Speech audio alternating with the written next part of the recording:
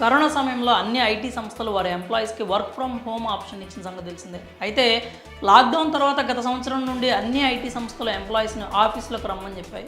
అలా మొదట్లో హైబ్రిడ్ సిస్టమ్ని కొనసాగించిన సంస్థలు ఇప్పుడు పూర్తిగా ఆఫీసుల నుంచే వర్క్ చేయాలని ఆదేశాలు జారీ చేస్తున్నాయి. అయితే చాలా వరకు ఐటీ ఉద్యోగులు ఇంటి నుంచి వర్క్ చేయడానికి అలవాటు పడి ఇప్పుడు ఆఫీసులకు రమ్మంటే ఎవ్వరూ కదలట్లేదు. దీంతో ప్రముఖ దిగ్గజ ఐటీ సంస్థ అయినటువంటి టాటా కన్సల్టెన్సీ సర్వీసెస్ తమ ఉద్యోగులకు ఫైనల్ వార్నింగ్ ఇచ్చింది.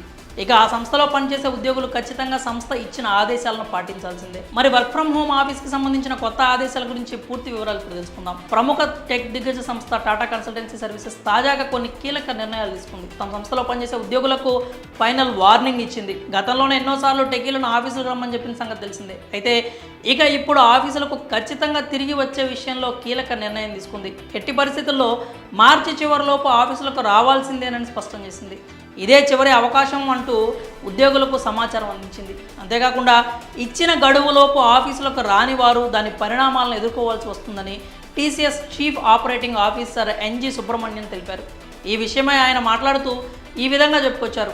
మేము సహనంతో ఉన్నాం, కానీ ఉద్యోగులు ఆఫీసులకు తిరిగి రావాలనే ఖచ్చితమైన నిర్ణయాన్ని తీసుకున్నాం. ఈ విషయంపై ఉద్యోగులకు ఫైనల్ వార్నింగ్ పంపించాం. దీనిని అనుసరించని వారు దాని పరిణామాలను ఎదుర్కోవాల్సి వస్తుంది. ఇంటి నుంచి పనిచేయడం అనేది ఉద్యోగులతో పాటు యాజమాన్యానికి హాని కలిగిస్తుంది. ప్రస్తుతం సైబర్ దాడులు జరుగుతున్న క్రమంలో సంస్థ ప్రమాదంలో పడే అవకాశం ఉంది. ఇంటి నుంచి భద్రత కల్పించలేం, అక్కడ బిజినెస్కు సెక్యూరిటీ రిస్కులు ఉంటాయి అంటూ ఆయన తెలియజేశారు. అలాగే గతంలో సంస్థ ఎదుర్కొన్న ఇబ్బందుల గురించి కూడా వెల్లడించారు. కేవలం ఒక్క టాటా కంపెనీలో మాత్రమే కాకుండా 3 అమెరికాలోని తమ యూనిట్లలోని ఒక దానిలో సైబర్ సెక్యూరిటీ సమస్య వచ్చినట్లు ఇన్ఫోసిస్ సంస్థ కూడా తెలిపింది. కాబట్టి ఈ క్రమంలో ఎటువంటి సైబర్ నేరాలకు లోనవ్వకుండా ఉండేందుకు టీసీఎస్ కఠిన చర్యలు తీసుకుంటున్నట్లు తెలుస్తోంది.